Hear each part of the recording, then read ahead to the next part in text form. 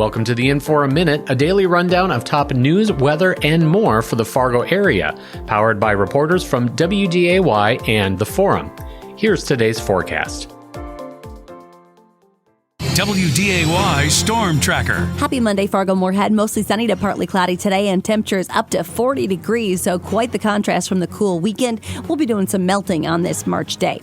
Not a whole lot of wind to contend with either, with the wind from the south about 5 to 15. As we head into your Tuesday, a little bit more of a northerly direction to the wind will keep temperatures back down into around the freezing mark with more clouds. On Wednesday, partly cloudy and bouncing right back up to 48 degrees, though. We'll continue to melt away some of that snowpack on Thursday, despite more cloud cover, a high of 44. We'll track a chance for some rain mixing in with some snowflakes, even a brief period of wintry mix late Thursday and into Friday before transitioning completely over to snow as colder air pushes on in. High of 28 on Friday, back into the 40s, though, by the weekend. I'm Storm Tracker meteorologist Jesse Ritka. This podcast is brought to you without paywalls, thanks to support from our digital subscribers. If you subscribe, thank you.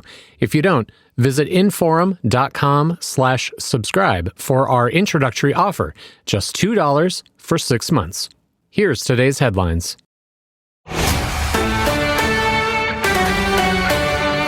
Hi there, everyone. It is Monday, March 2nd with your InForum Minute. I'm Scotting in. The man charged with murder in a deadly shooting last October is in court today. Levi Larte is accused of shooting and killing 28-year-old Nadine Corey on October 27th. Court records show Corey came to Larte's apartment and appears to have been shot from the stairwell above. Investigators interviewed Larte at the scene and let him go initially, but arrested him later. Larte remains in Cass County Jail right now. He'll be in court at 9 this morning. Today, a Fargo woman is in court to determine if she is now mentally fit to stand trial. Jessica McCroskey is accused of stabbing a business owner in the neck when he confronted her about walking on his property last July. Doctors say the knife came within a centimeter of killing him. She was sent to the state hospital back in November. Her hearing is this morning at 10:30. Tonight, the Fargo City Commission will consider rewriting its tobacco ordinance. It could effectively ban the sale of flavored tobacco and nicotine products. Along with the flavor ban, the ordinance would also ban things like coupons or discounts on tobacco and nicotine products. It would also put in requirements for where new stores could be built. The number of licenses in the city would go down from 144 to 139. Commissioners will only be asked to receive and file this ordinance tonight. That does not mean these changes will become law. The City Commission will also be asked to take action on the future of two other commissions that are on the chopping block. Tonight, the Native American Commission will give the city its transition plan.